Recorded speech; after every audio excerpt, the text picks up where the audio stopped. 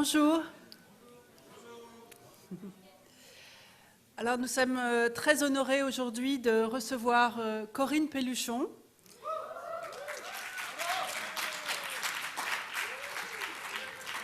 Donc je vais présenter Corinne brièvement et puis ensuite Corinne va venir parler pendant 45 minutes, 1 heure et vous aurez le temps après pour poser vos questions. Donc Corinne est professeure de philosophie à l'université de Franche-Comté à Besançon, en France. Elle est spécialiste de l'œuvre de Léo Strauss. Elle est spécialiste de philosophie politique et d'éthique appliquée, notamment d'éthique médicale et biomédicale, de la question animale, de la philosophie de l'environnement, donc des choses extrêmement concrètes qui nous intéressent.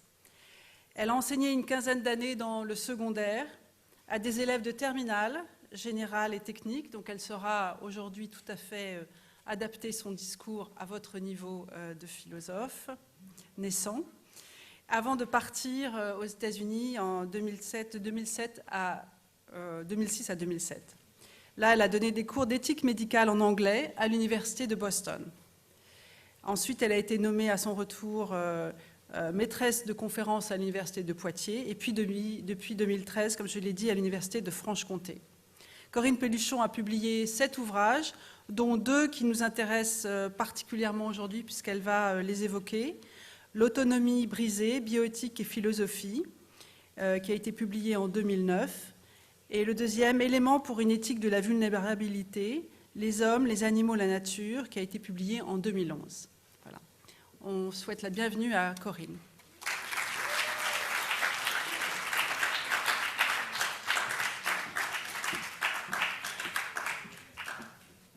Merci beaucoup pour cette présentation, pour cette invitation.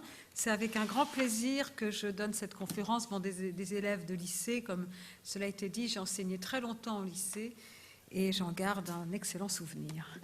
Alors, donc la conférence s'intitule « Les hommes, les animaux, la nature ».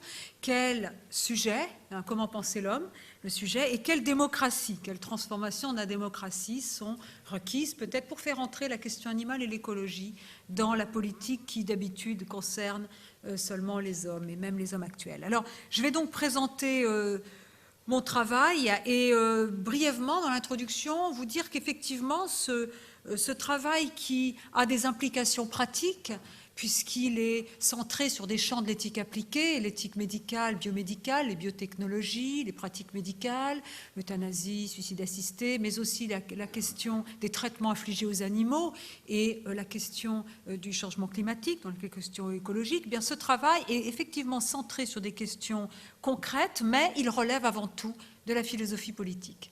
C'est-à-dire que vraiment, moi, j'ai essayé de m'interroger sur les défis que posent les pratiques médicales, les dilemmes moraux que nous rencontrons dans ce champ-là, et sur les problèmes que nous pose l'écologie ou la crise environnementale, et surtout la difficulté que nous avons à y répondre de manière efficace, nous, c'est-à-dire en France, en Europe, mais un peu partout dans le monde. Et pour moi, ce sont des défis tant pour la philosophie, puisqu'il faut, on va le voir, reconfigurer la plupart des catégories morales qu'on utilise pour penser. Et on verra que la bioéthique a été un laboratoire pour la pensée, nous obligeant à affiner nos théories. Et aussi, c'est un laboratoire, ou plutôt un défi, pour la philosophie politique et pour la démocratie. Donc moi, mon travail... En fait, la prise en compte des défis que la bioéthique et l'écologie posent à l'homme et à la démocratie, et les transformations qu'on fait subir à ma pensée les rencontres de patients, de médecins et de différents acteurs intervenant dans ces champs, d'agriculteurs, de personnes travaillant dans les associations de protection animale, toutes ces transformations que ces rencontres ont fait subir à ma pensée ont abouti à un travail qui a 2 volets et dont l'ambition est de compléter le libéralisme, voire de procurer à la philosophie politique un fondement différent nous permettant d'entrevoir une autre manière de définir le problème politique et le contrat social. Alors ce lien entre le volet politique et ce que je vais développer aussi, qui s'appelle le volet ontologique et que j'expliquerai, donc est au cœur de ce travail. Pour le dire rapidement, il y a 2 choses qui m'intéressent dans la dimension politique, c'est comment on légifère sur des questions, comment on fait des lois, relativement sage, sur des questions qui concernent non pas seulement mon rapport aux autres hommes, mais ou la limite de ma liberté, mais qui ont un impact sur le sens des institutions, sur l'avenir de nos sociétés, et c'est bien le cas de la plupart des pratiques des biotechnologies, et qui délibèrent sur ces questions, qui donc exigent un dépassement du credo du libéralisme politique. Alors, le libéralisme politique, ce n'est pas seulement l'économie, le libéralisme économique, c'est surtout, comme le dit le philosophe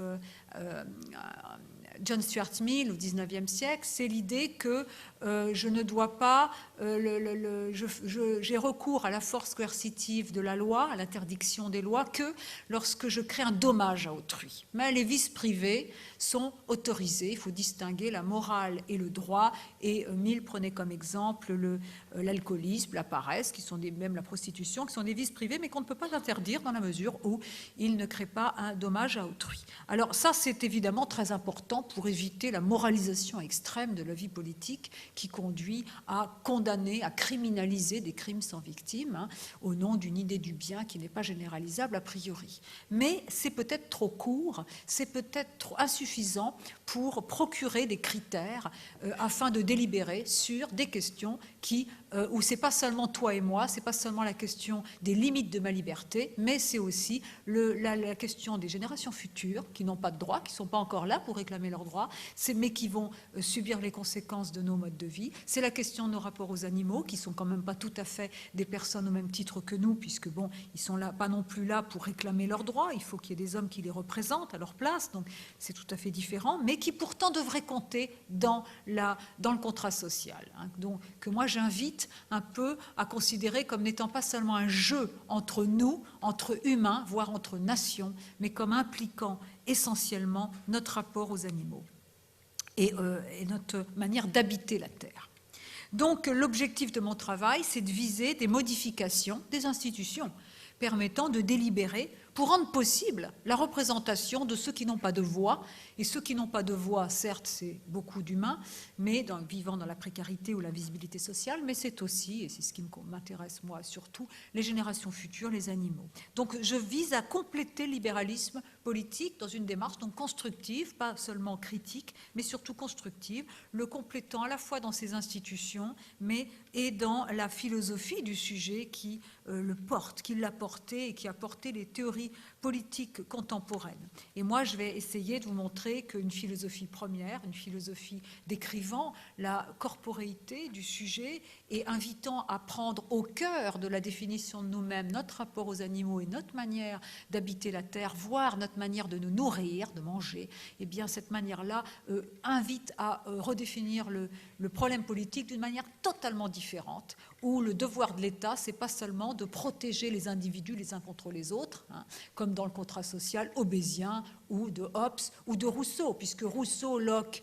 ils vont atténuer ce qu'il y a de dur chez Hobbes, mais ils épousent le même fondement individualiste de l'État chez Hobbes. C'est pour ça que d'ailleurs en terminale, il faut vraiment travailler Hobbes. Bon, alors, quitte à le dépasser. Donc je vais décomposer ma présentation en 3 parties.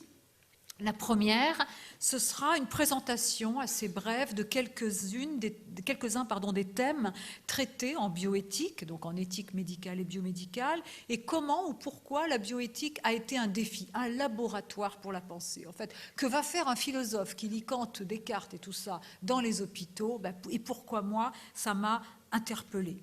Et je présenterai à cette occasion ce qu'a été, ce que j'ai appelé l'éthique de la vulnérabilité, qui est née, si je puis dire, sur les bancs de l'hôpital, même si son ambition dépasse le seul champ de l'éthique médicale et la seule attention aux personnes malades et vulnérables. La deuxième partie, peut-être plus fondamentale, sera l'examen des thèses principales du livre que j'ai publié en 2011, Éléments pour une éthique de la vulnérabilité, et j'essaierai de vous présenter les catégories centrales de cette éthique, en particulier de cet effort pour construire un concept rigoureux de la responsabilité et pourquoi justement c'est essentiel quand on installe la responsabilité au cœur du sujet, ça change non seulement la philosophie du sujet, l'humanisme, mais c'est effectivement une invitation à prendre en considération les animaux, les traitements que nous leur infligeons et notre manière d'habiter la Terre.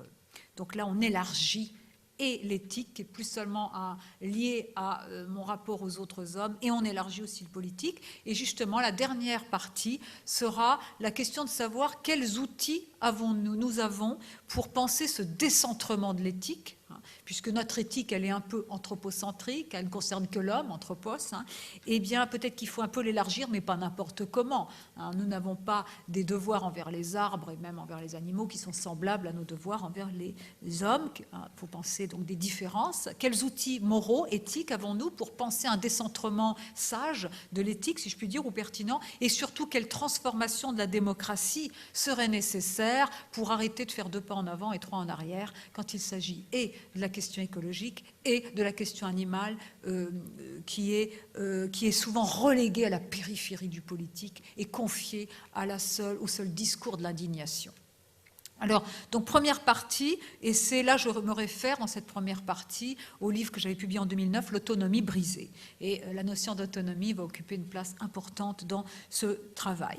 Donc la bioéthique, eh bien, a été un laboratoire pour moi, un chantier, un laboratoire pour la pensée.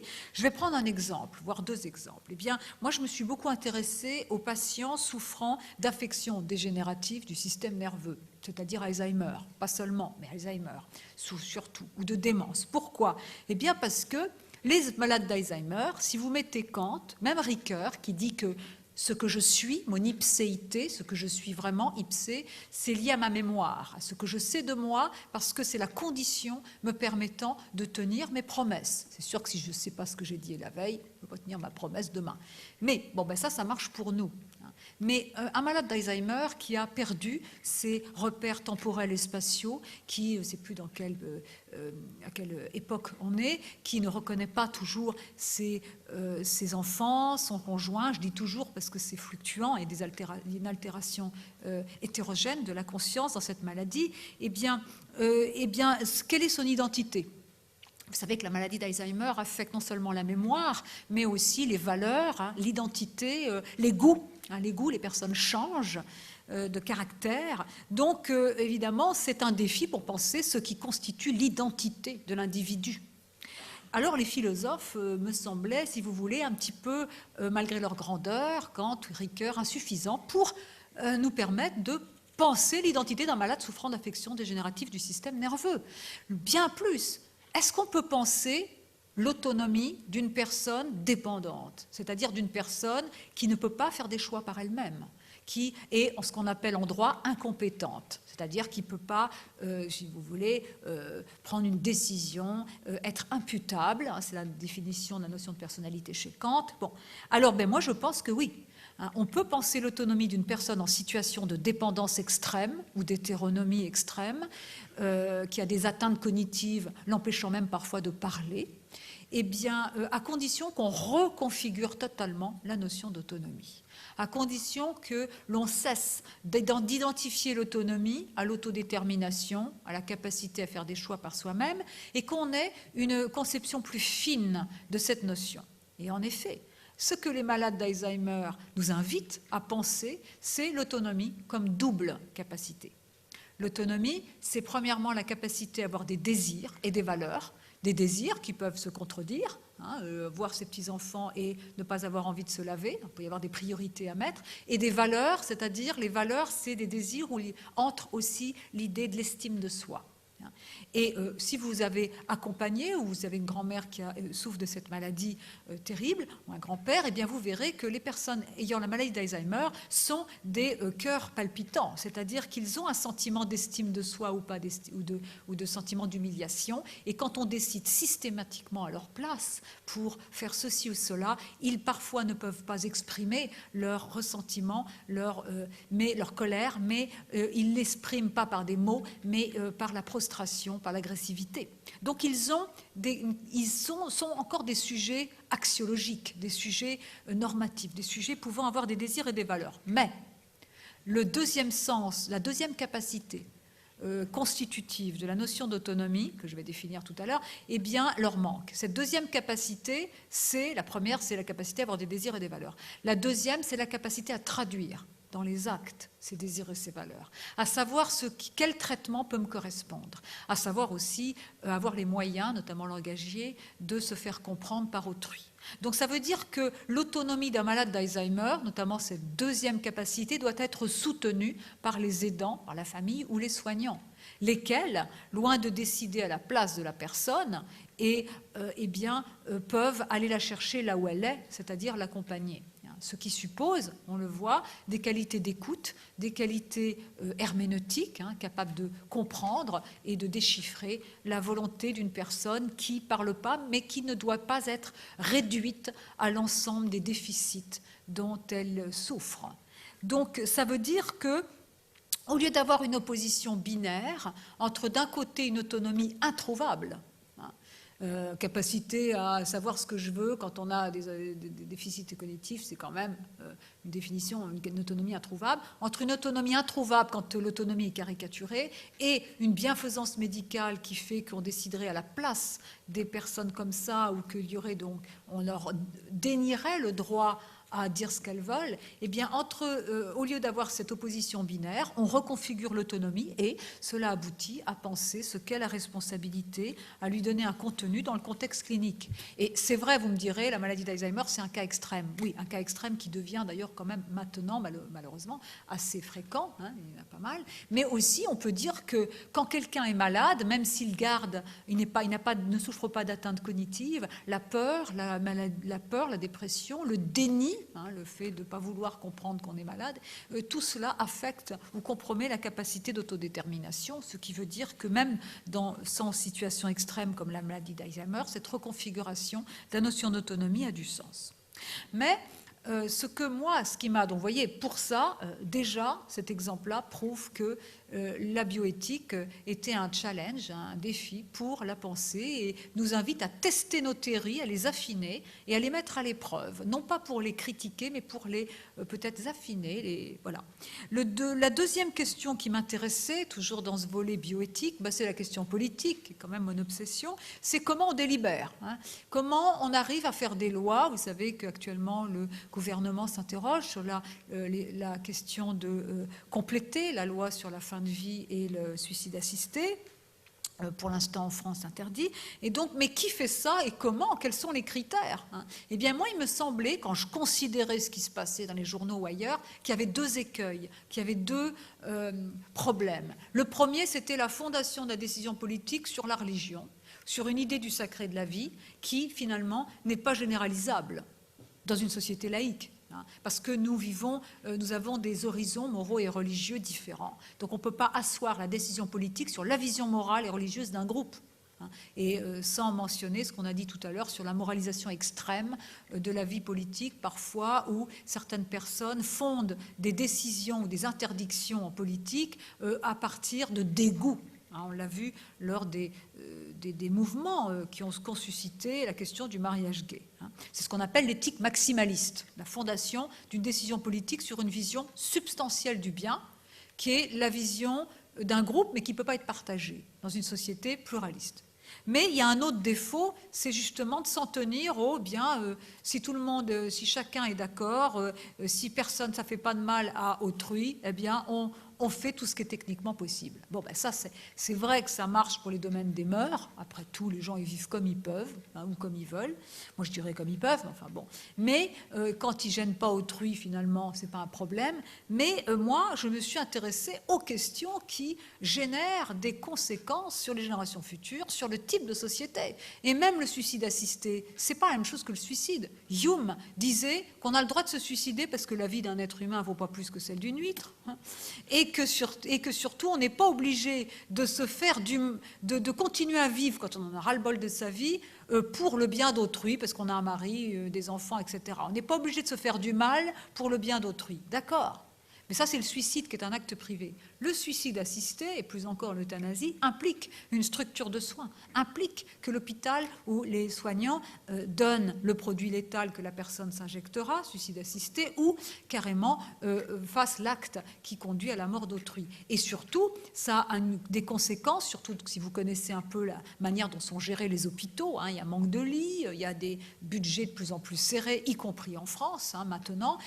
Si ça devient facile, facile, alors est-ce que, bon, par exemple, le SDF qui a le sida, qui n'a pas de famille, est-ce que ce ne sera pas un petit peu facile de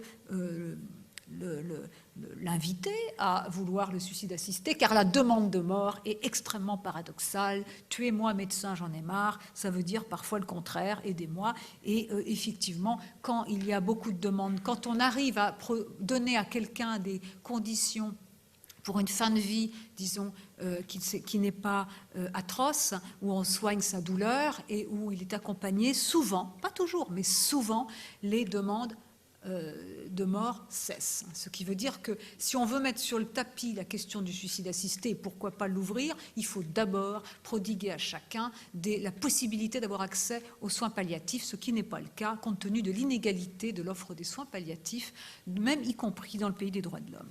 Donc, vous voyez, donc ça veut dire que ces questions sont beaucoup plus complexes que est-ce que j'ai le droit de terminer ma vie comme je veux? Ah bah oui, j'ai le droit, et voilà. C'est beaucoup plus... Alors, et sans parler des questions, des modifications des thérapies géniques somatiques ou germinales, c'est-à-dire des manipulations génétiques sur votre enfant à venir, voire sur votre enfant à venir, mais qui pourrait le passer à sa génération future. La question de savoir s'il est légitime ou pas d'utiliser à l'avenir, ces manipulations génétiques pour faire des enfants qui soient aussi beaux que Brad Pitt et aussi intelligents qu'Einstein. Bon, évidemment, a priori, c'est sûr que quand on est aussi beau que Brad Pitt et aussi intelligent qu'Einstein, on pourrait penser qu'on a plus de capacité à faire des choix et en changer. Définition de la liberté négative chez Dworkin ou chez Rawls. Ceux qui épousent cette conception libérale du sujet, définie par la capacité à faire des choix et en changer, forcément diront que les techniques nous amélioreront notre capacité à faire des choix et en changer sont bénéfiques. Sauf que, moi je dirais que cette théorie assise sur justement la liberté, le principe d'autonomie, est insuffisante à garantir l'égalité, puisque si certains, ou la liberté des autres, si certains parents utilisaient cela, les autres parents qui n'utilisent pas cela se verraient reprocher par leur progéniture d'être moins bons à l'école et partout, donc l'égalité en souffrirait, et surtout, ça ne pose pas le problème, si vous voulez, de savoir à quelles conditions certaines technologies peut-être sont problématiques. Alors moi j'ai proposé, si vous voulez, une manière de m'interroger qui ne consistait pas à dire que telle pratique médicale ou telle biotechnologie était en soi bonne ou mauvaise, au nom d'une conception du bien qui serait la mienne et qui ne serait pas généralisable. Je m'interrogeais plutôt, dans une démarche plus conséquentialiste, plus pragmatiste même, à l'impact, donc aux effets de ces techniques sur les acteurs, donc les soignants pour l'euthanasie, les patients B, l'organisation des soins, sur la société, voire sur les dispositions morales qui soutiennent la vie ensemble, puisque l'État ou la communauté politique plutôt n'est pas seulement une armature de droit, mais elle exige beaucoup de choses des citoyens. Donc voilà. Et puis ça permettait, par exemple, pour l'exemple que je prenais sur les designing parents, sur les parents qui donc utiliseraient cela, ça permet de se demander si certaines technologies ne poussent pas finalement à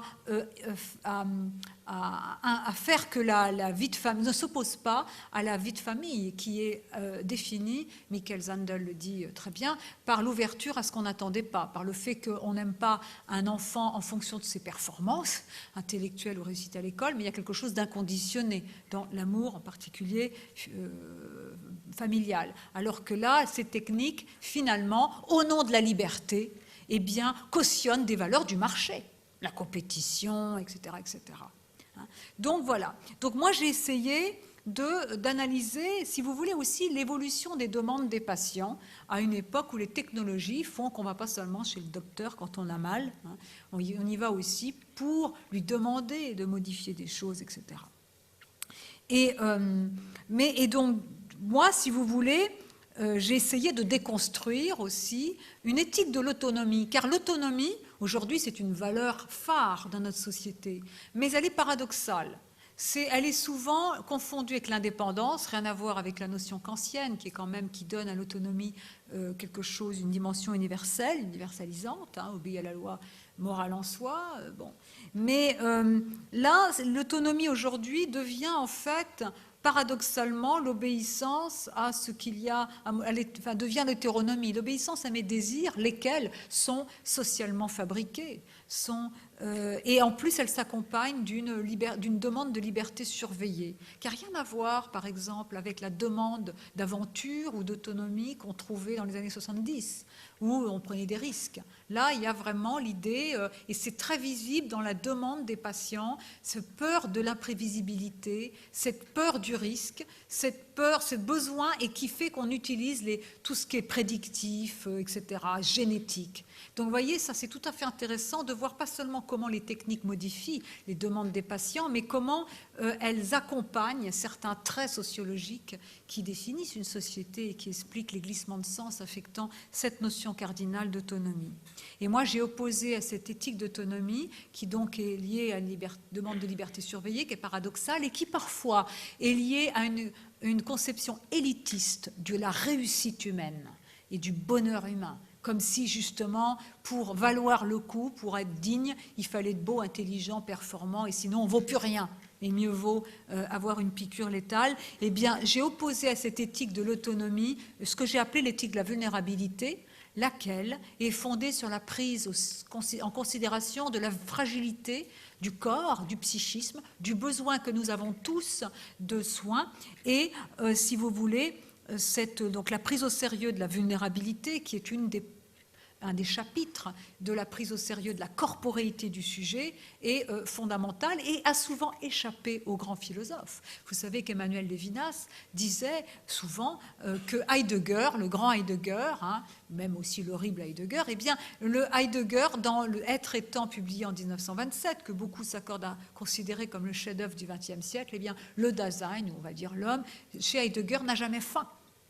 Le sujet même, si vous regardez le contrat social, le sujet même du grand Rousseau, de Hobbes, il n'est pas défini tellement par ses besoins matériels. C'est un sujet où chez Rawls, il est défini par la liberté, par la volonté, etc.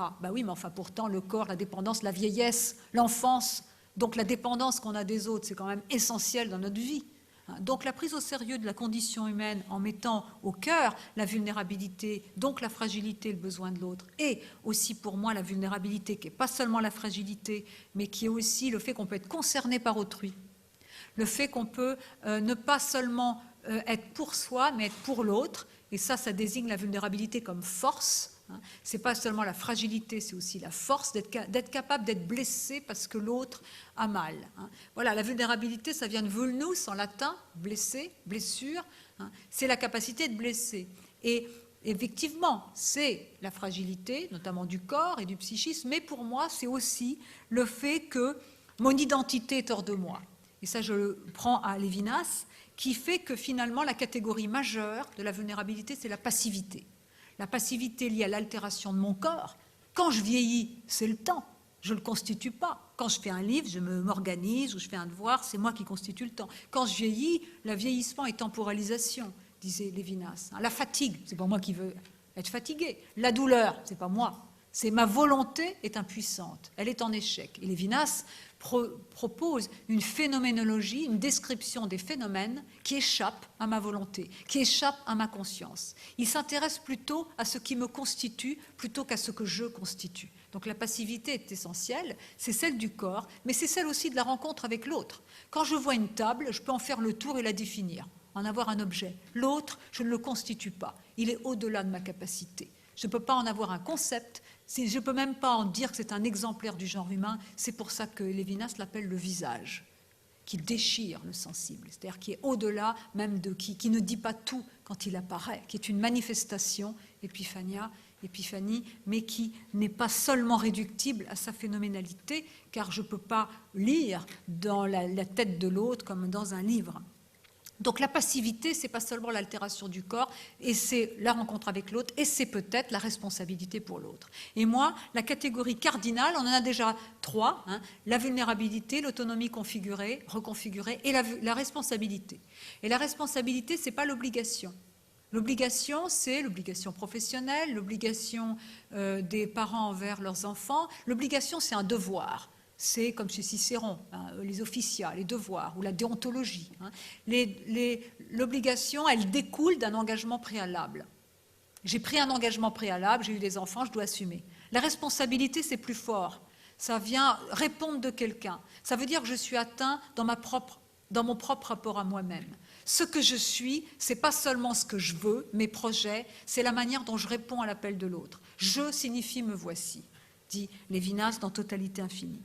Donc moi, j'ai installé la responsabilité au cœur du sujet pour le briser, pas seulement parce qu'il est fragile, mais parce que dans sa définition de lui-même, il y a le rapport à l'autre, qu'il le veuille ou pas, qu'il aime l'autre ou pas. Et cet autre, moi, contrairement à Lévinas, pour qui seul l'homme a un visage, pour moi, cet autre, ce n'est pas seulement l'autre homme, ce sont aussi et surtout, je dirais, les animaux qui, justement, me lancent un appel qui est l'appel du « qui suis-je » ? Qui suis-je pour accepter qu'à chaque fois que je mange de la viande, c'est aussi un animal qui a été tué derrière et que même si je mange souvent de la viande, c'est l'industrie alimentaire et l'industrie, l'élevage industriel concentrationnaire qui impose aux animaux des conditions intolérables.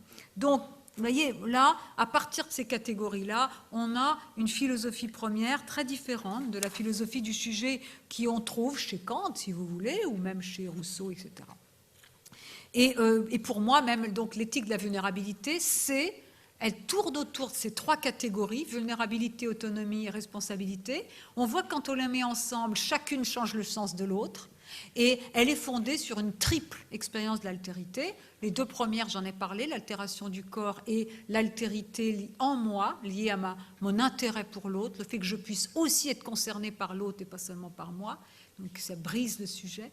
Et la troisième, c'est l'intérêt pour les institutions de ma communauté.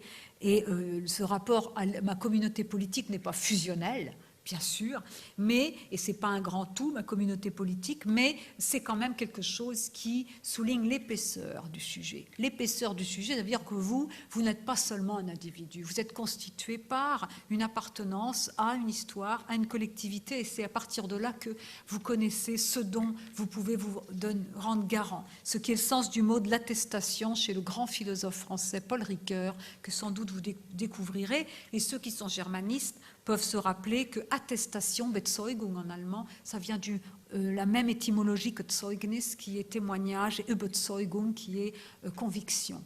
Mes valeurs, ce n'est pas seulement mes goûts et mes couleurs, c'est ce à quoi je crois, mais aussi ce dont je me porte garant et devant l'autre.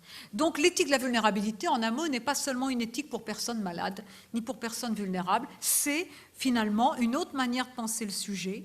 Et elle ne se limite pas à l'intégration, à l'éthique, voire à la justice envers les personnes handicapées ou malades, dont il s'agit d'ailleurs de penser, de promouvoir les capacités, puisque cette démarche-là, concrètement, elle invite aussi, dans une démarche thérapeutique, où quand on parle des personnes âgées ou handicapées, elle invite à promouvoir leur capacité à participer au monde. Et c'est ça qui distingue mon éthique de la vulnérabilité de l'éthique de la sollicitude, qui vient des États-Unis, l'éthique du care, laquelle peut-être se borne à l'éthique et pas à la justice, en tout cas pour moi, car elle enferme un peu la personne dans le soin.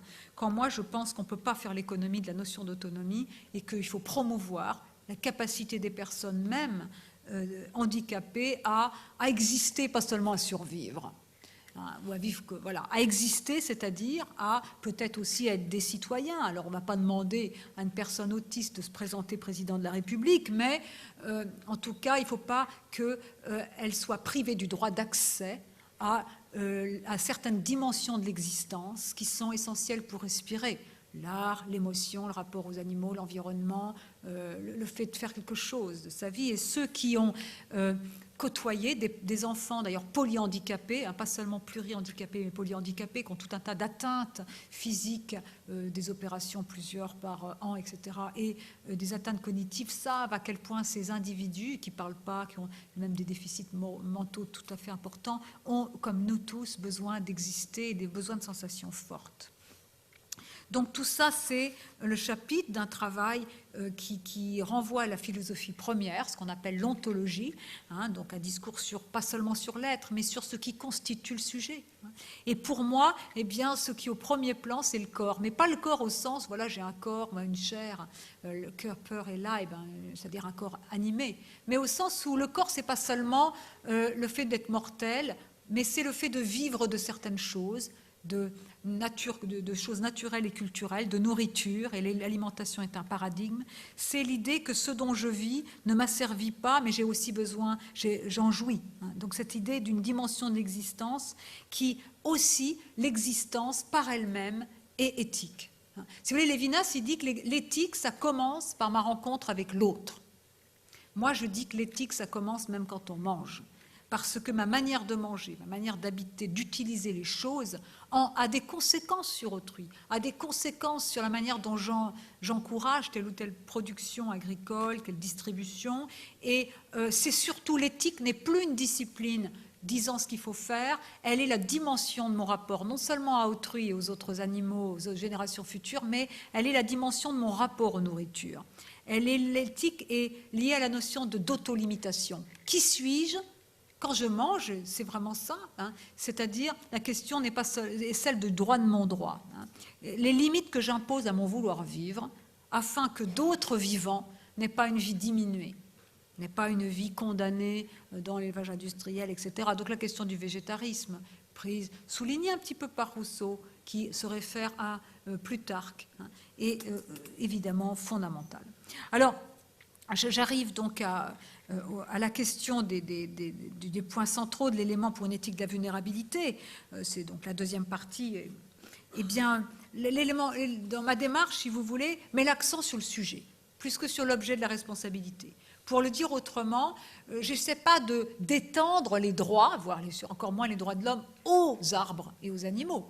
Ce qui m'intéresse, c'est moins de penser le statut moral et juridique des autres êtres que les hommes, que de m'interroger sur le sujet de la responsabilité, c'est-à-dire sur le type d'humanisme auquel on fait référence. Et en cela, j'ai rencontré certains philosophes américains, d'ailleurs, qui font de l'éthique environnementale et animale, mais je m'en suis démarquée, car eux, ils ont construit une démarche où, par exemple, l'éthique, ça concerne notre rapport aux écosystèmes, à la nature, notre mode de consommation, mais ils insistent sur le fait qu'il faut voir le bien du tout. Hein, c'est ce qu'on appelle l'écocentrisme, une éthique centrée sur le tout. Et donc, on tuera quelques loups, mais pas trop pour pouvoir préserver la santé de la Terre, ou du moins sa capacité à se restaurer. Hein. Bon, mais où ils traiteront de l'éthique animale en se demandant quels droits peuvent avoir les animaux, voire en tout cas à quelles conditions certaines pratiques de jeux, corrida, tout ça, sont légitimes ou pas. Alors moi, évidemment, je suis proche de cela, mais ma démarche est plutôt d'insister sur le fait que nos rapports aux animaux et notre manière d'utiliser les ressources, j'aime pas le mot ressources puisque je parle de nourriture, mais bon, notre manière d'utiliser les ressources nous souligne les limites de nos droits à. C'est-à-dire que ça souligne le fait que les droits de l'homme ne sont pas fondés sur le droit absolu d'un agent moral individuel. C'est que, et moi, si vous voulez, je pense aussi que pour protéger la nature et les animaux, on va le dire comme ça, il faut commencer par l'homme. C'est pas en se disant voilà ce qui est bon pour la nature, parce que ça marche sur le papier, dans les livres, mais ça n'a pas d'effet. Je pense que c'est en changeant la manière dont l'homme pense le contrat social et pense son identité, hein, intégrant au cœur de son identité sa responsabilité, intégrant au cœur de son identité son rapport aux animaux, avec lesquels on partage la sensibilité, c'est en changeant la manière dont l'homme se pense et pense le contrat social que l'on peut réussir, ce qui est mon objectif, à faire entrer la question animale et l'écologie au cœur du contrat social, au cœur de la République, comme le voulaient Victor Hugo, Zola, enfin donc des grands quand même.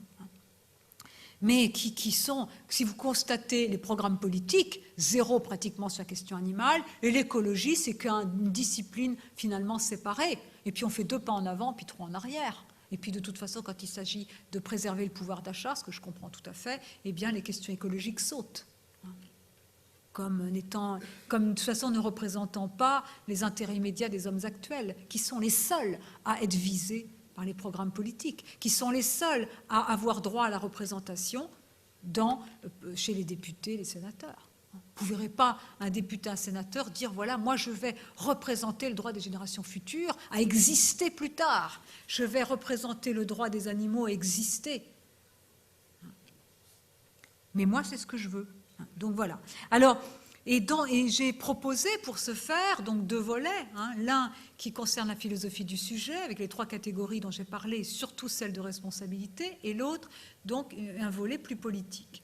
Et dans la volet ontologique, eh bien, j'essaie de construire une conception rationnelle et rigoureuse, c'est-à-dire aussi hyperbolique, de la responsabilité. Hyperbolique, c'est-à-dire exagérée. Pourquoi? Eh bien, parce que notre responsabilité, elle est inouïe.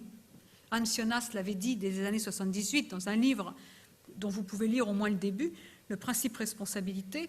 Il dit que nous avons une responsabilité différente de nos ancêtres, car nous pouvons affecter les conditions de vie des générations futures, lesquelles évidemment ne peuvent rien faire pour nous, elles n'existent pas encore. Alors que nous, bien, nous avons reçu du bien finalement de nos ancêtres, on peut utiliser la télévision, des choses comme ça, etc. Mais nous pouvons détruire un peu leur possibilité d'existence, et surtout notre pouvoir technologique est tel, ses conséquences sont à des échelles et avec une irréversibilité telle, pensez à la bombe atomique, hein, que du coup ça change totalement les catégories qu'on doit utiliser. Notre responsabilité, il faut construire un concept de responsabilité qui soit à la mesure de cette extravagance de la technique actuelle. Et en plus, c'est terrible, parce que nous sommes responsables de gens qui ne nous aiment pas, ils ne sont pas encore nés. On a de l'émotion quand on voit quelqu'un. On est responsable de gens qui sont très loin, qui vivent très loin de nous.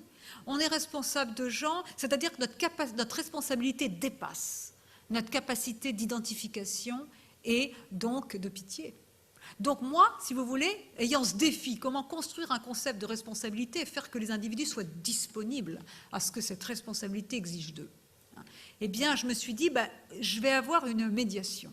Je vais essayer, par la question animale, qui certes est la grande question de ma vie, mais bon, je vais essayer par la question animale de faire entrer la compassion dans la justice. Car les animaux, eux, on les voit souffrir. Eux, on les entend souffrir. Ce n'est pas comme les 100 000 personnes quand il y a une inondation, etc., de la pollution, ou les générations futures qui ne sont pas encore nées. Et donc, je me suis dit que la question animale était une étape fondamentale dans la construction d'un concept rigoureux de la responsabilité qui, encore une fois, me met moi en question, m'invite moi à changer, m'invite moi à considérer dans mon droit aux choses le droit aussi des autres vivants, à exister. Alors donc, j'arrive à la dernière, si vous voulez, partie, qui concerne quel décentrement de l'éthique, quelles catégories éthiques peuvent nous aider et quelles catégories politiques peuvent nous aider à atteindre cet objectif dont je sais pertinemment qu'il est ambitieux et de manière hyperbolique. Alors, il y a plusieurs catégories morales. Une première, c'est la catégorie de considération ou de considérabilité morale. Bon, ça veut dire quoi? C'est le fait d'avoir un statut moral, de compter. Si les animaux comptent, pourquoi les animaux compteraient? Et pourquoi les plantes compteraient? Mais attention, la considération morale, le statut moral, ce n'est pas forcément le fait d'avoir des droits. Ça, c'est Luc Ferry qui confond les deux pour attaquer les écologistes. Mais on peut accorder un statut moral aux plantes parce qu'elles fanent, parce qu'elles peuvent éprouver un dommage à un certain traitement. C'est ça, elles ont un intérêt à préserver. C'est ça, le critère de la considérabilité morale. On peut leur accorder aux plantes un statut moral sans leur dire « plantes, votez pour moi », sans leur donner ni des droits calqués sur les droits de l'homme, mais ni même des droits. De même, on peut penser la considérabilité morale des animaux, non seulement, surtout parce qu'ils souffrent. Le critère de la considérabilité morale n'est pas exclusif, ce n'est pas seulement la sensibilité, puisque les plantes ou même les écosystèmes sont moins irritables, pas de la même manière. Mais quand même, la sensibilité donne tout de suite un statut moral, et celui qui l'a dit, c'est au XVIIIe siècle, Jérémie Bentham, qui a dit « La question n'est pas de savoir s'ils peuvent parler ou penser, mais s'ils peuvent souffrir. Can they suffer ?» Et dans la mesure où les animaux peuvent souffrir, eh bien, sont des sentient beings, alors ils comptent. John Stuart Mill jouera son va-tout sur cette question, et c'est appris par Peter Singer. Mais cette question est différente de celle qui consiste à savoir s'ils ont des droits et quels droits ils ont. Évidemment, on va pas. Moi, je pense qu'il faut modifier les catégories juridiques que nous avons héritées du droit romain, où d'un côté on a des personnes et de l'un côté des choses. Votre chat, c'est un bien meuble dans le droit civil, sauf que dans le droit pénal, vous êtes article 9 de la loi du 10 juillet 76, vous êtes obligé de donner à un animal des conditions de vie compatibles avec les normes éthologiques de son espèce. Sinon, vous êtes puni. Mais si vous brûlez, de toute façon, vif un chat, vous avez que 500 € d'amende. Donc il faut changer le code civil, le mettre en harmonie avec le code pénal et de toute façon, arrêter de considérer les animaux comme des biens meubles. Ce sont des sujets qui cherchent leur épanouissement selon des normes qui leur sont propres. Mais cela dit, ça ne veut pas dire qu'on va leur donner le droit de vote. Non, c'est ridicule. Il n'y a que Luc Ferry pour penser que les gens qui aiment les animaux font ça. Luc Ferry qui a par ailleurs de très grande qualité. Mais sur l'animal, il n'a rien compris. Bon, c'est pas grave. Hein. Bon, mais non, mais il a vraiment, je veux dire, je rien contre lui, sauf là, il avait commis quelques erreurs sur ce texte, mais parce qu'il y a beaucoup d'excités parmi les gens qui travaillent sur les animaux. C'est pour ça que justement, il est important de distinguer. De même, autre catégorie fondamentale, c'est celle de valeur.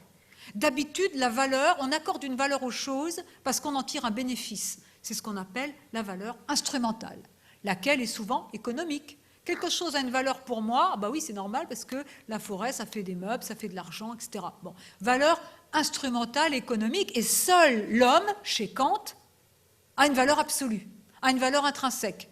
Vous ne servez pas à quelqu'un d'autre. Vous avez votre existence a une fin en elle-même. C'est ça. Kant dit seul l'homme a une dignité, une valeur absolue, et il n'a pas de prix, il ne s'échange pas. Bon. Sauf qu'aujourd'hui, on peut penser que les choses, la nature, les animaux, leur valeur n'est pas relative aux besoins, aux bénéfices qu'en tirent les hommes. D'abord parce que les goûts et les couleurs des hommes sont peut-être trop étroits pour saisir la valeur des choses, qui ont existé d'ailleurs sans l'homme. Et ceux qui font, parce qu'il n'y a pas que Luc Ferry qui dit des choses un peu caricaturales, surtout que lui, ça lui arrive pas trop souvent, mais il y a d'autres excités, notamment parmi les écologistes, dont je partage beaucoup de points, qui diront que Descartes est le bad boy absolu. Puisqu'on dira Descartes, avec son idée nous rendre comme maîtres et possesseurs de la nature, c'est lui qui a tout fait, qui explique qu'on utilise la nature comme ça, qu'on est la bombe atomique, et en plus il a fait la théorie de l'animal-machine, donc bon, on le casse. Bah oui, mais sauf que les gens n'ont pas lu Descartes. Car si vous lisez Descartes, vous verrez que dans les principes de la philosophie, dans la lettre à Chanut de 1647, dans les lettres à Élisabeth, vous verrez que seul Dieu est cause finale. Et que nous ne connaissons pas vraiment les choses. Et croire que le monde a été fait pour nous, vraiment, pour notre utilité, c'est vraiment du délire. Il le dit évidemment beaucoup plus élégamment que moi, mais il le dit à plusieurs reprises. Donc, Descartes n'est pas le bad boy. Notre position de despote vis-à-vis de la nature, elle vient après Descartes. Peut-être a-t-elle commencé au moment de la révolution industrielle, dans lequel nous avons glissé dans un état de choses, d'ailleurs, de manière pas forcément intentionnelle. Mais maintenant, il y a peut-être une culpabilité, moi je dirais un mal, hein. Mais en tout cas, ce n'est pas Descartes et ce n'est pas non plus la Bible. Si vous lisez la Bible, vous voyez qu'il y a deux récits de la création, hein, et la Bible n'invite pas à dominer la nature, non. La Bible fait de nous des jardiniers de Dieu, c'est-à-dire que nous sommes responsables de l'usage que nous ferons d'une nature qui nous a été confiée. Donc, mais c'est clair que si on veut faire entrer l'écologie comme moi je le veux dans l'éthique et dans la politique, il faut aller un petit peu au-delà et de Descartes et de la Bible et penser la notion de valeur non instrumentale. C'est-à-dire dire que la valeur des animaux, la valeur des écosystèmes n'est pas relative seulement au point de vue, non seulement à l'utilité qu'en fait l'homme, mais même au point de vue de l'homme. Alors, certains, la naissance de l'éthique environnementale en 1970, 73 exactement, eh bien, coïncide avec l'émergence de cette notion de valeur intrinsèque. C'est-à-dire, il n'y a pas que l'homme qui a une valeur absolue, qui existe pour lui et basta, il y a aussi les autres choses. Mais le problème de la valeur intrinsèque, c'est que pour pouvoir, chez Kant, pourquoi je sais que l'autre homme a une valeur absolue? Parce que moi, je m'accorde une valeur absolue et je la transfère à l'autre. Et ça, c'est un peu difficile à faire avec les arbres, les écosystèmes, etc. Ou alors, il faudrait prendre le point de vue de Dieu. Donc là, l'utilisation de la notion de valeur intrinsèque, et si on prend la philosophie analytique, elle est quand même problématique, mais on peut considérer c'est une valeur non instrumentale. Car il y a plein de choses dans la vie qui ne servent à rien. Aristote le disait très bien, l'amitié. Bon, on n'a pas des amis pour des postes, pour des avantages, ou alors ce n'est pas des amis, c'est du piston qu'on cherche, bon, ça c'est autre chose. Mais de même la beauté, ça sert à quoi? À rien. Donc ça sert, c'est-à-dire que c'est important. C'est des fins, c'est des choses qui ont leur fin en elles-mêmes. Donc on peut considérer que les animaux vivent pour eux, et pas seulement pour qu'on les mange. Donc ça c'est des notions, vous voyez, qui invitent à donner un statut différent aux entités dont on parle. Mais on se situe ici dans la morale, et pas forcément dans le droit, même s'il y a une invitation à enrichir le droit pour qu'on cesse d'avoir ce côté binaire, les choses d'un côté, les personnes. Et d'ailleurs, travaillant sur la bioéthique, quand vous donnez, si vous donnez vos gamètes, si vous donnez un embryon, c'est quand même ni une chose ni une personne, alors c'est quoi? Bon, donc là, il faut quand même progresser. Et enfin, le volet fondamental pour moi, c'est que effectivement l'écologie invite à réorganiser la démocratie. Pourquoi? Parce que je l'ai dit tout à l'heure, la démocratie représentative, elle est née au XIXe siècle. Vous en trouvez les linéaments essentiels dans le petit texte de Benjamin Constant, l'auteur littéraire de Adolphe, le beau roman. À l'époque, on pouvait mettre un héros qui s'appelait Adolphe, c'était avant Hitler forcément. Donc Benjamin Constant a fait un livre qui s'appelle La liberté des modernes comparée à celle des anciens, de 1804 ou 1805, et c'est un très beau texte où il explique que aujourd'hui, bien la liberté des modernes s'exerce. Les hommes, contrairement aux anciens pour lesquels la vie vraie c'était la cité, la citoyenneté, mais enfin il y avait la guerre, et puis il y avait les esclaves, et puis les femmes n'étaient pas citoyennes. Bien pour les modernes, ce qui compte, c'est surtout l'enrichissement et la vie privée, et donc du coup il nous faut des représentants qui s'occupent de politique à notre place. Mais la démocratie représentative, députés, sénateurs et tout cela, elle est née dans un contexte démographique, économique, écologique, complètement différent du nôtre. Nous n'étions pas près de 7 milliards, personne ne prenait l'avion. Les gens, vous voyez, les conditions de vie n'avaient rien à voir. Notre empreinte écologique à chacun était très différente à l'époque de Kant ou même de John Stuart Mill. Or, nous continuons de travailler avec des institutions qui sont nées dans un contexte différent. Moi, je pense qu'on ne va pas les jeter comme le bébé avec l'eau du bain, mais il faut les compléter. Pourquoi? Parce que la démocratie représentative, les députés ne représentent que les intérêts immédiats des hommes actuels. Or, si le bien commun, c'est aussi la prise en considération des intérêts des autres entités et des générations futures, alors il faut trouver des contrepoids au présentisme, à la vue myope à laquelle invite la représentation, le système représentatif actuel.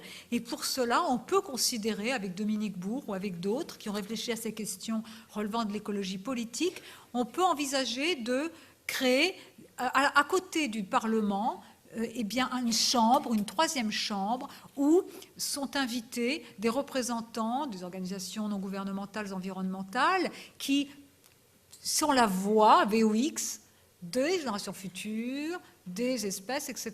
Alors ça ne veut pas dire qu'ils auraient le même droit que les députés, mais au moins ils permettraient de veiller à ce que les décisions politiques ne contredisent pas les nouveaux devoirs de l'État que sont la protection de la biosphère, de la biodiversité et même, moi je dirais, le respect des animaux, devenus des devoirs constitutionnels.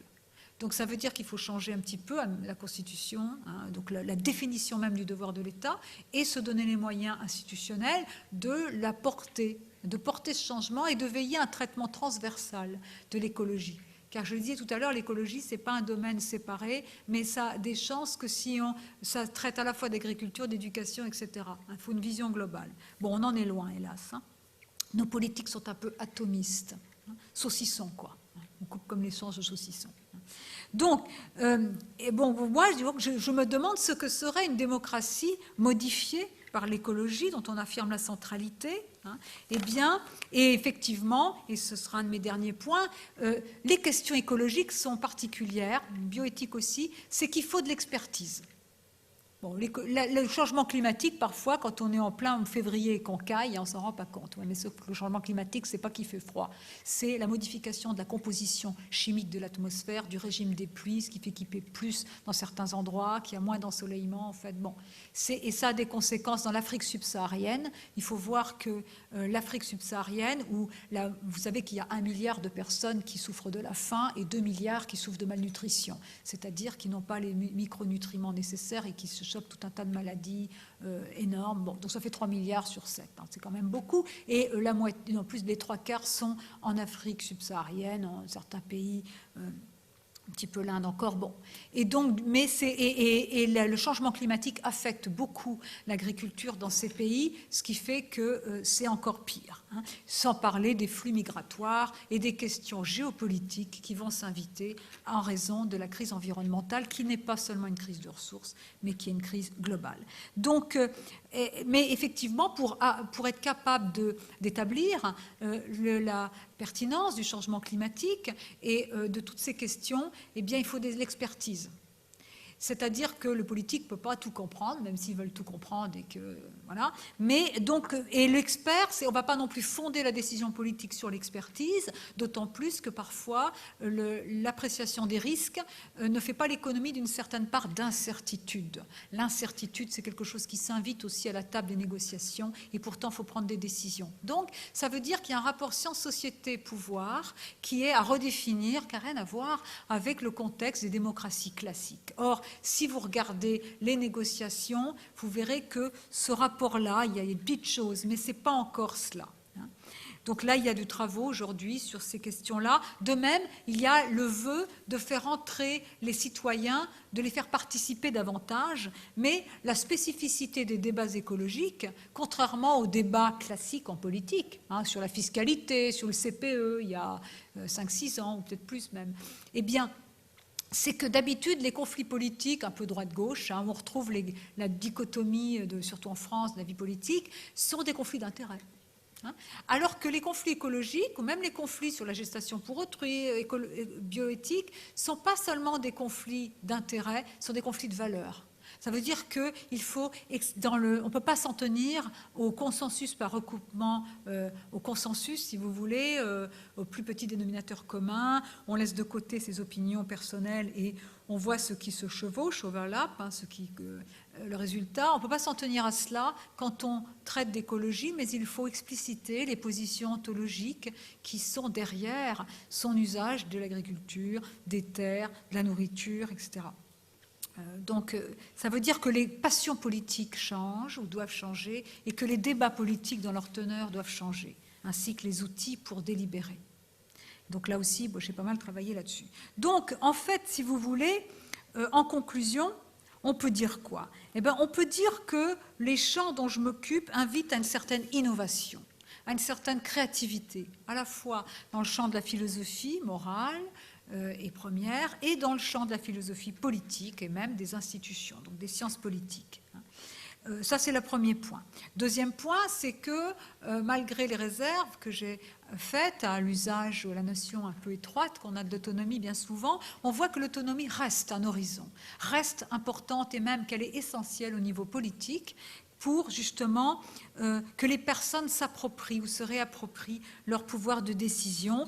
Et force est de constater que concernant l'industrie de la viande ou concernant l'écologie, il y a de la puissance des lobbies qui mettent d'ailleurs les États à genoux et que soutenir l'autonomie des individus, c'est tout à fait intéressant.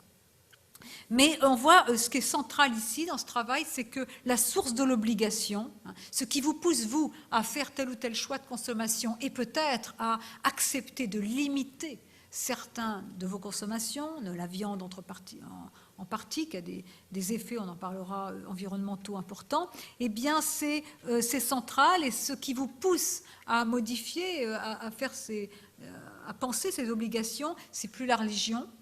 Ce n'est pas non plus seulement des réglementations économiques et juridiques, on va vous taper sur les doigts si vous faites de la pollution, hein, la taxe payeur-pollueur, c'est une nouvelle manière de se comprendre soi et de penser le sens de son existence ou, pour reprendre Lévinas, son droit à être.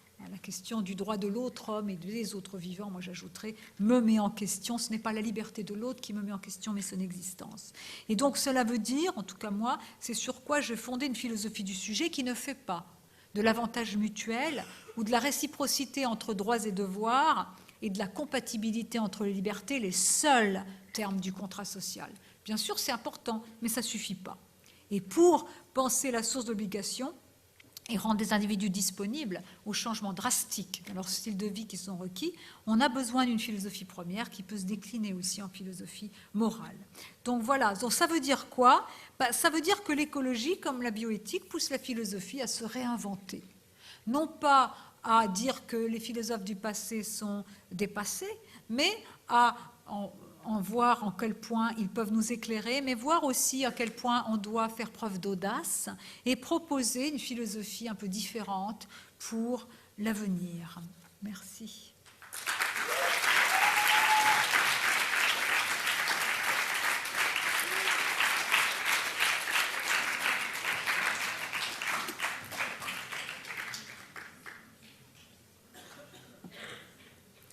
Alors, je vais peut-être me mettre là. Hein, plus cool.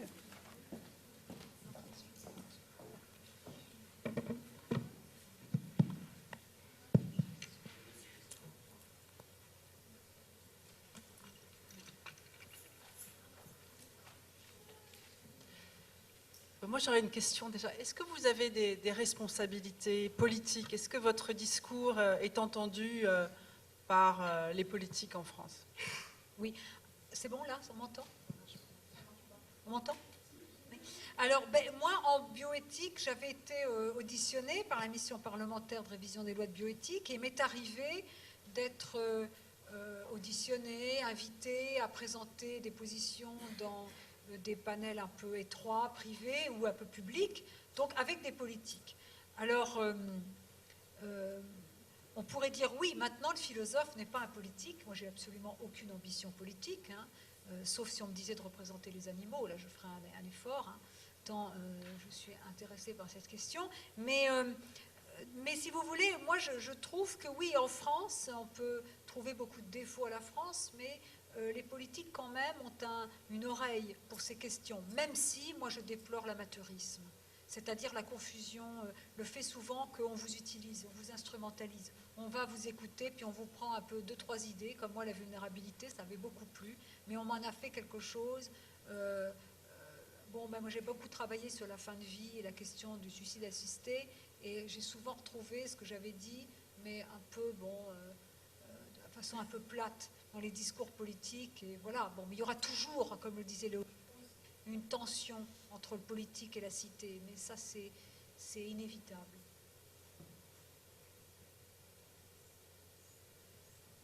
Cela dit, sur la question animale, moi je dirais pas assez. Et sur l'écologie, là je dirais pas assez. Si vous avez des questions, n'hésitez pas. Bonjour, je m'appelle Victor. Est-ce que vous considériez que ramener dans notre écosystème des animaux qu'on a amenés à la disparition, tel je sais pas, le mammouth ou le dodo, serait quelque chose qu'on devrait faire ou on devrait envisager, ou c'est une sorte de cause perdue? C'est une sorte de cause perdue. Le mammouth qui a disparu, d'abord il y a l'évolution et les espèces disparaissent.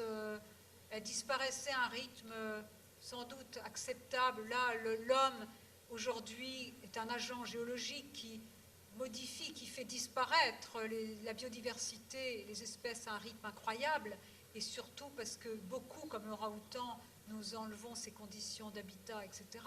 Mais le mammouth, il a disparu, voilà. Peut-être pas remettre un mammouth. Moi, ce qui m'intéresse surtout, c'est même pas seulement la question de la biodiversité, c'est-à-dire de la diversité des espèces. Moi, ça, c'est une question écologique importante, hein, évidemment. Mais moi, ce qui m'intéresse, c'est l'individu, c'est-à-dire quelles conditions on impose aux animaux qu'on élève et qu'on fait naître pour souvent les tuer.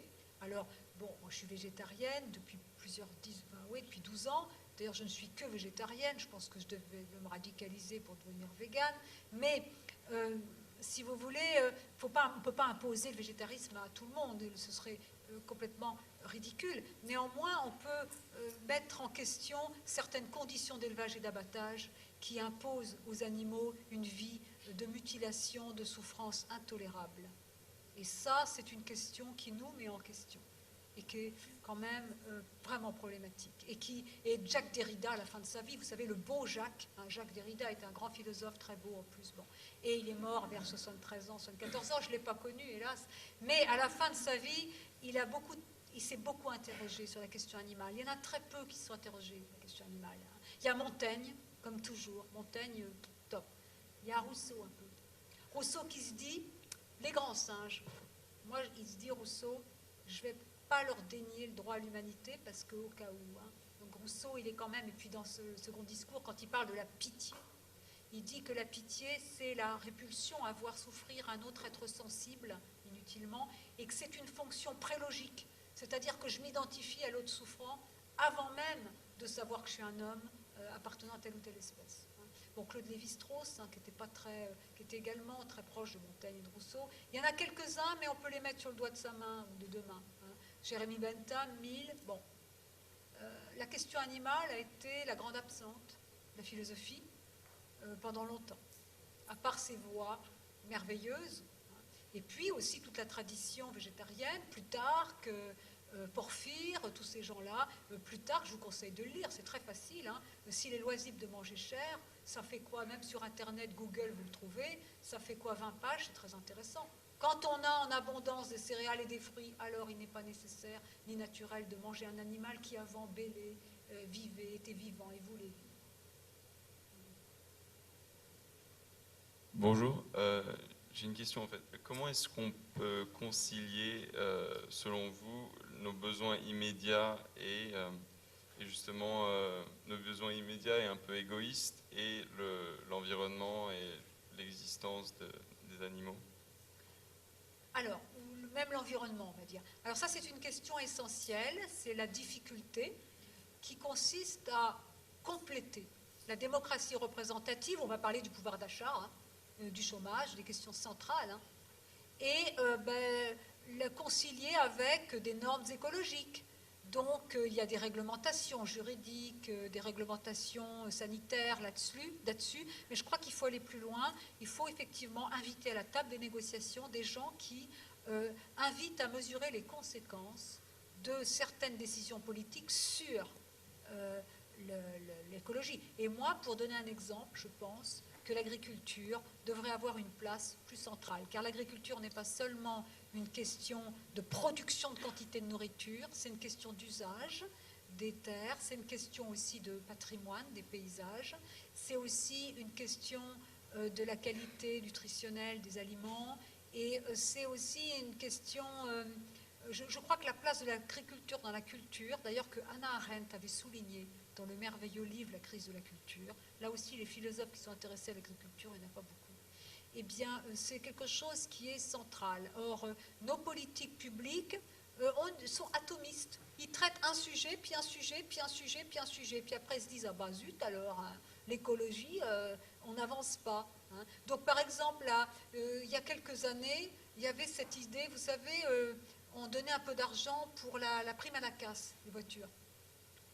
Eh bien, bon, ben ça, c'était absolument pas écologique d'inciter à changer de voiture, quoi. Donc il faudra un traitement transversal. Bon, de même, si on veut baisser sa consommation de viande, ce qui est tout à fait normal, parce que si on mange tous les jours de la viande, ou 2 fois par jour de la viande, il nous faudrait 7 planètes si tout le monde faisait ça. Si les pays émergents se mettent à manger de la viande, et en Chine ils commencent, il faudra plusieurs planètes et c'est un coût environnemental terrible, sans compter que la production de soja dans les pays où on meurt de faim, les pays où on meurt de faim, c'est des pays où il y a de la nourriture, mais les gens n'ont pas accès, parce qu'ils ont un pouvoir d'achat très faible. Et bien, et souvent, parmi ce milliard de gens qui meurent de faim, il y a la plupart du temps, ce sont des agriculteurs dans les pays pauvres. Donc, mais justement, la plupart du temps, dans ces pays pauvres, le soja, eh bien, qui pourrait nourrir les gens, il est exporté en Europe ou aux États-Unis pour le bétail, sans parler du coût environnemental de la production de viande qui est 10 fois supérieure à la production de céréales. Donc, il faut baisser sa consommation de viande. Bon, mais tout le monde n'est pas comme moi obsédé du matin au soir par la question animale, donc les gens ne vont pas devenir comme Plutarque, mais ce qu'on peut faire, c'est les éduquer à la nutrition. Donc, si vous ne savez pas, par exemple, comment manger en réduisant votre consommation de viande, bah vous aurez pas comment manger, vous mangerez mal, ça ira pas. Donc, il y a aussi une éducation. Donc, et d'ailleurs, à ce propos, ça revient à la première question, Jacques Bouteau, qui est maire du 2e arrondissement à Paris, a invité, a installé l'habitude de faire un repas végétarien par semaine dans les écoles, et je trouve que c'est une très bonne idée, car ça aussi éduque le goût des gens.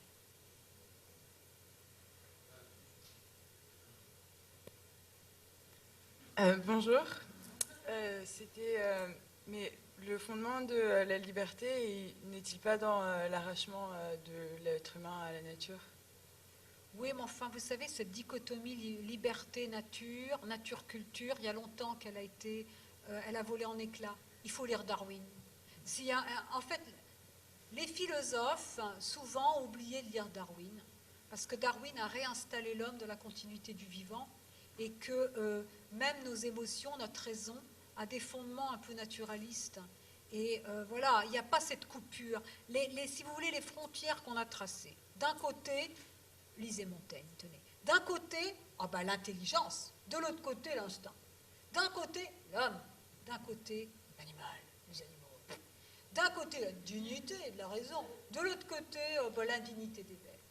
Eh bien, Montaigne, le grand Montaigne, dans les Essais, livre 2, Apologie de Raymond Sebond, dit qu'il n'est pas nécessaire pour penser la dignité de l'homme de penser l'indignité des bêtes, et que le renard, dont on dit que c'est que de l'instinct, il y a une intelligence qu'on ne comprend pas. Et Montaigne, avec lequel je partage son goût pour les chats, parle de son chat et il dit, quand je joue avec elle, est-ce que ce n'est pas elle qui se joue de moi?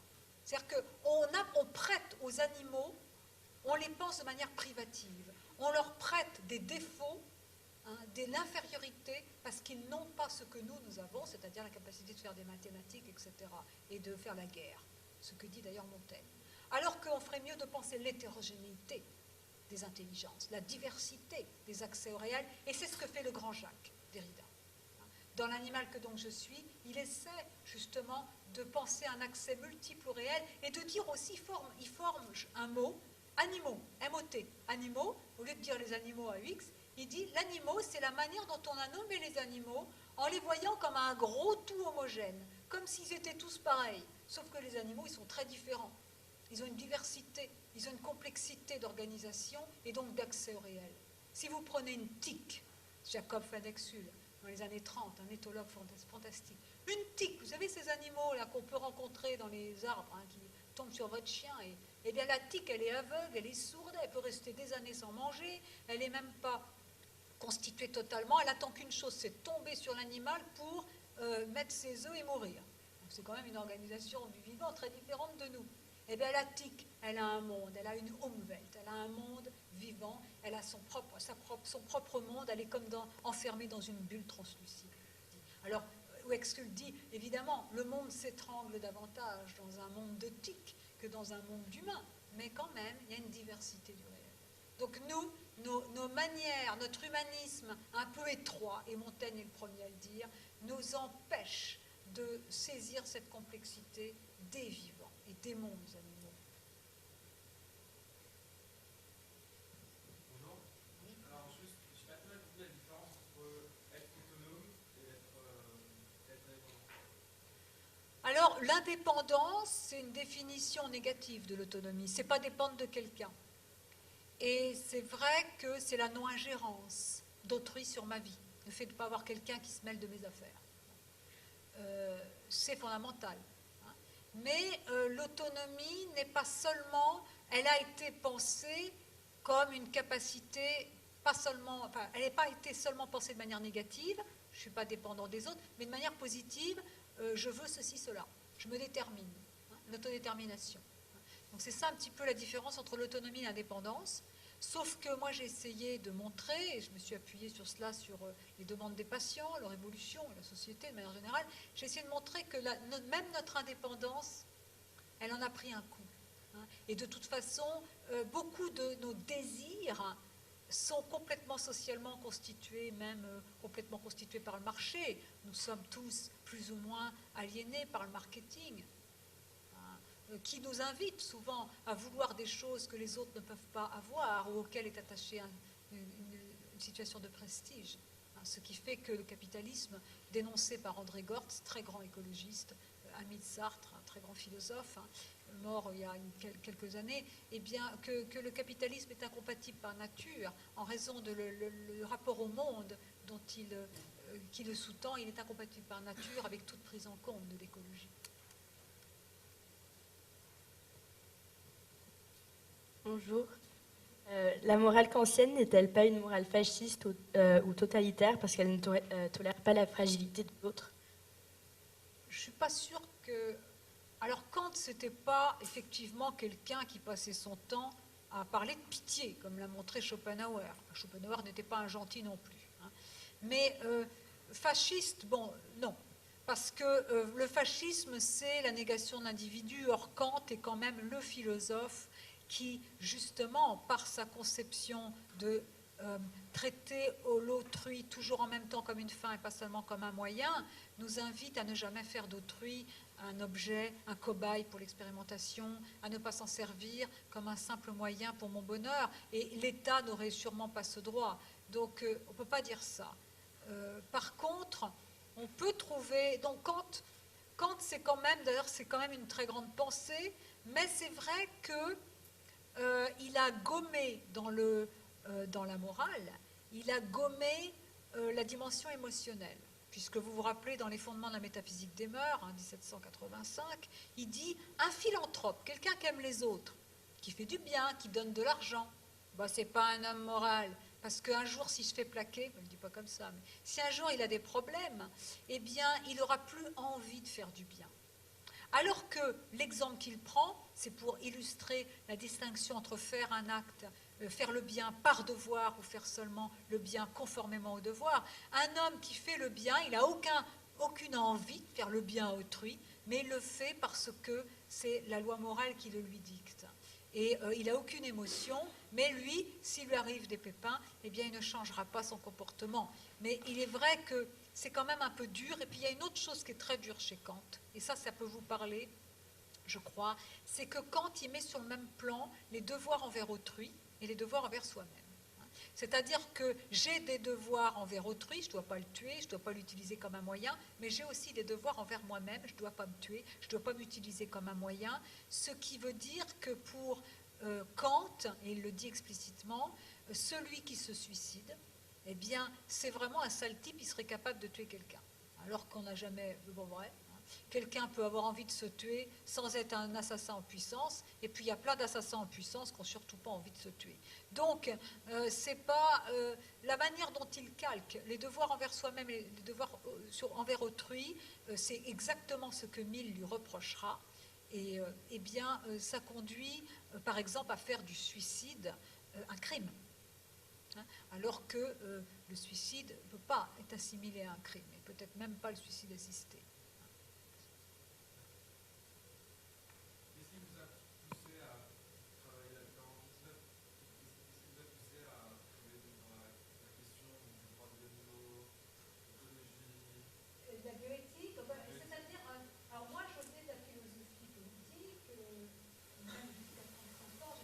Histoire de la philosophie, mais moi j'avais le sentiment que la philosophie, d'abord j'avais envie qu'elle soit un peu utile, si vous voulez, et l'idée de l'histoire de la philosophie pour l'histoire de la philosophie, ça m'ennuyait un peu, et je trouvais, bon, moi j'ai deux obsessions, je suis bimaniaque, l'obsession politique, comment penser les conditions de la délibération dans ce monde complexe, et la fragilité de la démocratie, quelque chose dont j'ai été consciente très vite. Et l'auteur sur lequel j'ai fait ma thèse, même si c'est assez loin de moi, c'est un auteur, un juif allemand né qui a vécu la Seconde Guerre mondiale, émigré aux États-Unis, Léo Strauss, et qui a déjà également cette réflexion sur le caractère tragique de la démocratie. Mais moi, voilà, c'était dans un monde technologique, tout cela, comment faire pour conserver la démocratie, c'est pas évident. Et voilà. Et puis l'autre côté, l'autre manie, eh bien, c'est la question du sujet, qui suis-je? Et comment moi, si vous voulez, les philosophies malgré leur grandeur, même celle de Kant. Je les ai toujours trouvées un peu anthropocentriques et ces philosophies de la liberté, des philosophies du moi-je, si vous voulez. C'est pour ça que Lévinas est le philosophe qui m'a le plus marqué, qui me marque fondamentalement, même si, bon, j'essaie de... En travaillant sur les animaux, l'écologie, évidemment, ça dépasse ce qu'il avait entrevu. La question animale n'intéresse pas trop. Et moi, je disais tout à l'heure, je suis kidnappée par la question animale, c'est-à-dire que c'est au cœur de mon rapport au monde que se pose cette question des souffrances infligées aux animaux. Et kidnappée, c'est vraiment un mot fort, hein, c'est-à-dire c'est une question qui est au cœur, pas seulement de mon travail, mais de mon existence. Donc voilà. Mais avec moi, si vous voulez, bon, n'étant pas bonne à grand-chose d'autre, eh bien, j'ai travaillé conceptuellement et j'aime bien aussi. En fait, je pense que dans le fond, j'ai un petit côté écrivain raté et j'aime bien, romancière ratée, et j'aime bien aller à la rencontre de gens qui sont dans la pratique pour traduire un peu ce qu'ils ont dans la tête avec mes mots. Je crois que j'y arrive assez bien. Et aussi voir comment ils déplacent les frontières, justement. Comprenez, moi aussi, j'ai eu des cours kantiens. D'un côté l'homme, d'un côté l'animal, qui est rien, d'un côté... Et j'en ai gardé un souvenir de catégories un peu étroites. Et donc moi, j'essaie de promouvoir une pensée un petit peu différente. Voilà. Mais c'est un peu le but de la volonté d'être un peu utile et de rencontrer, de parler à autre chose qu'au seul philosophe.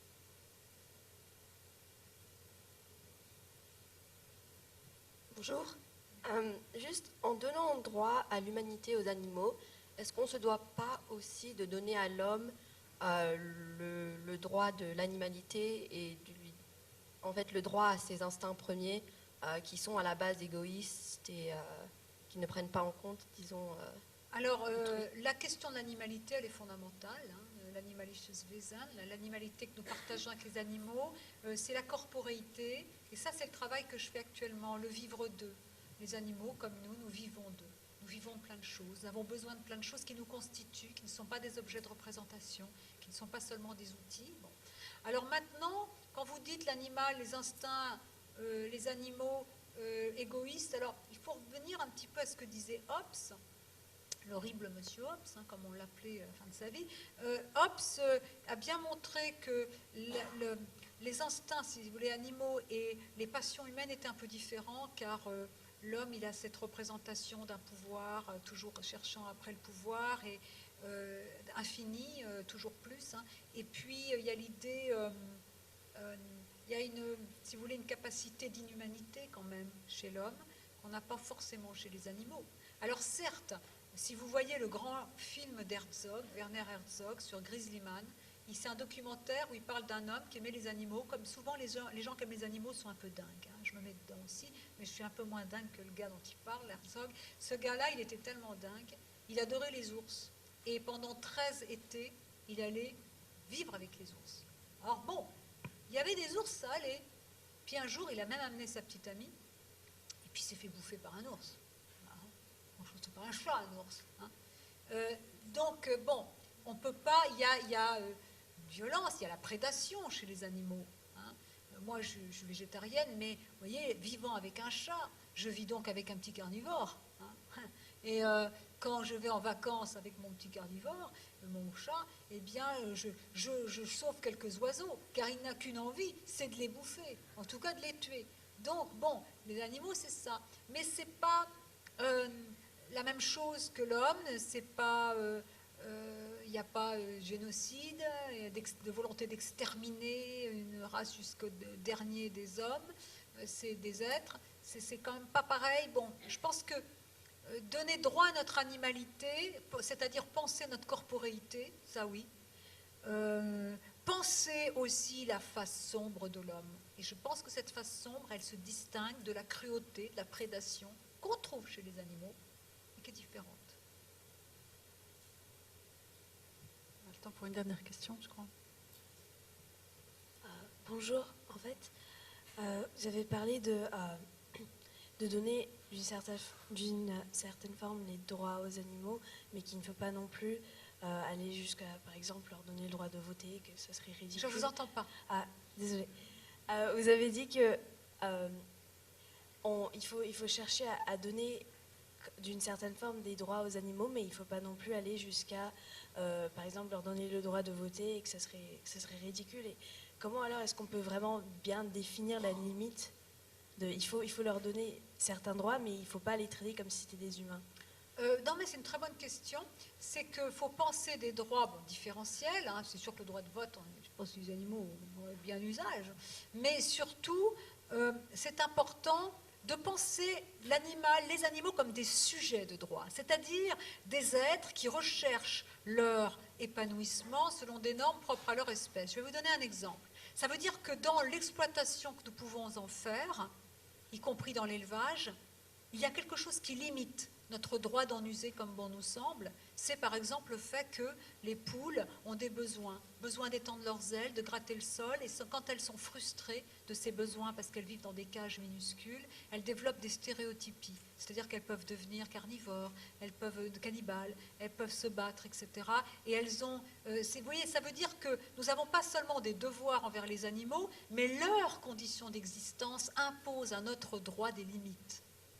Donc c'est en ce sens-là, vous voyez, qu'on peut parler qu'on dépasse la question de la morale envers les animaux pour penser la justice envers les animaux. Et il est injuste de condamner, d'obliger les animaux à s'adapter aux contraintes de l'élevage industriel qui n'est pas du tout respectueux de leurs besoins éthologiques, de leurs besoins d'étendre leurs ailes. Vous voyez, pour les porcs, c'est pareil, les cochons, on les met dans les 150 jours, les truies gestantes dans des cages où elles peuvent à peine bouger. Quand naissent les petits, maintenant c'est 18 petits porcelets par portée, contre une dizaine il y a quelques années. On pousse à fond et quand ils sont mal formés, on les tue. Les éleveurs deviennent des tueurs. Enfin, je veux dire, on a complètement modifié le sens de l'élevage et bâti l'élevage industriel sur le déni de la valeur des êtres humains et non humains impliqués, car les animaux ne sont pas les seules victimes de ce système. Et il y a aussi les cadences infernales infligées aux personnes qui travaillent, par exemple dans les abattoirs, et qui font que non seulement le respect des animaux n'est pas pris en considération, mais aussi la condition sociale. Il y a un lien entre justice envers les animaux et entre conditions animales et justice sociale. Donc voilà, donc parler des droits des animaux, encore une fois pour moi, qui me distingue en cela de l'approche de l'éthique animale, focalisée sur quels droits ils ont, c'est plutôt pour moi regarder quelles limites ils imposent, quelles limites leur existence impose à mes droits, qui ne sont pas absolus. Je crois qu'on remercie beaucoup Corinne.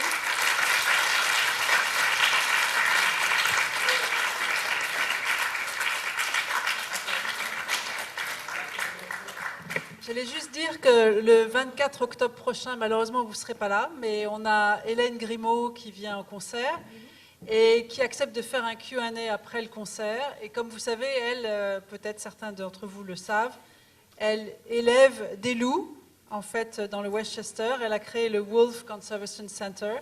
Et peut-être, s'il y en a certains d'entre vous qui sont là, peut-être vous pourrez lui poser la question de quel est son rapport au loup, en fait, et pourquoi est-ce qu'elle s'en occupe ainsi.